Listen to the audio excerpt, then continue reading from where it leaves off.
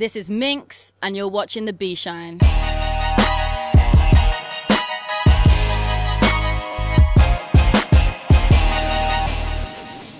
I heard hip-hop from early because I have an older brother, and when I was little, I'd be falling asleep to like AZ and The Roots and NWA, and so it was kind of through osmosis, like through the wall was coming into me. So I have early memories of hip hop. But I remember one summer we went on a road trip, and my whole family, my mum, my dad, me and my older brother, and he had one CD that we could play in the car, and that was Doggy Style, Snoop Dogg.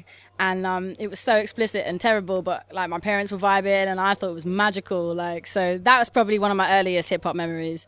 Well, I wouldn't have heard hip hop from the UK that early. I would have heard garage, which is kind of where grime has come from. So that would have been the first UK MCing rapping that I would have heard, like lyricism that I would have heard, which would have been like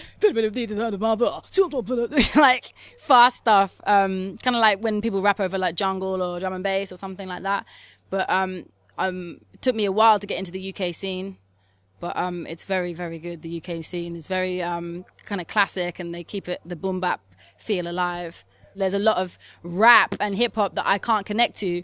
And MF Doom was just a storyteller, and he was, you know, in space, and he was going all over the place, and that I loved that. Like you can take hip hop wherever you want to, you know? And I think with a lot of the music that I'm making at the moment, you know, it's very true to who I am. It's honest music. It's not rap in a sense that I'm not bigging up anything that's negative, you know? Like I'm trying to keep it friendly and fun. Well, I was in a group before called Tiger Monkey, and we were doing kind of trappy, kind of UK trappy kind of sound.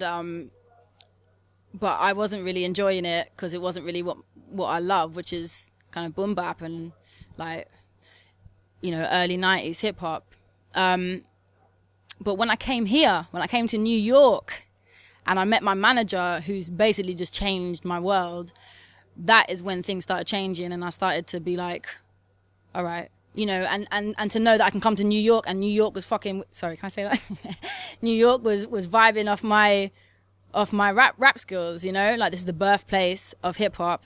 I think my family are just happy to see me focusing and being passionate about something.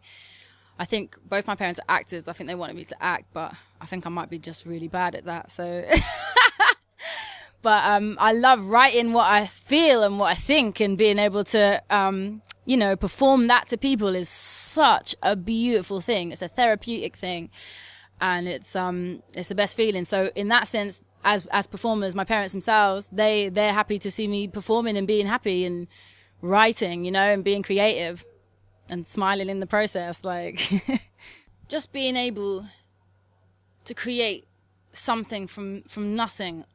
Or turn like a bad feeling inside you into something beautiful, you know, like just to create something, and then for other people to connect with that is the most beautiful feeling. Like when I write a song or perform a song and people are like, you know, that made so much sense to me, I felt like that, and I'm just like, that is what it's about, you know. That's really important. A couple of months back when I was in the UK, my friend was like, oh, let's go and see Big Daddy Kane. It's like just down the road from me where I live in Camden. So I was waiting outside for him, and this drunk guy came over to me, and he was like, I rap. And I was like, all right, go on. So he was like rapping at me, and then I was like, I rap too. And he was like, go on then. I was like, even though I'm talking to this drunk guy, I'm like, I'm going to rap, like I'm going to do it for real, yeah. So I like gave him some serious bars, yeah. And the guy was like, all right. Anyway, went in, my friend came to meet me, we went in, watched half of Big Daddy Kane's show, and then he was like, Big Daddy Kane was like, I heard a girl rapping outside. Where is she? I was just like, that was me, that's me. And he was like, come down here. So he brought me up on stage, and we did like a kind of four bar thing with each other. It was the most beautiful feeling. It was absolutely amazing. I want to leave some beauty. I want to leave some songs and some catchy ass melodies that just stick in people's hearts and in their heads and in their souls. And you know, I don't want to be massively famous. I just want to create some beautiful things for people to enjoy, because I think there's too much nastiness in the world, and there's too much nastiness in hip hop music. It's too much negativity, and human beings are worth more. They should have more blessed things to listen to.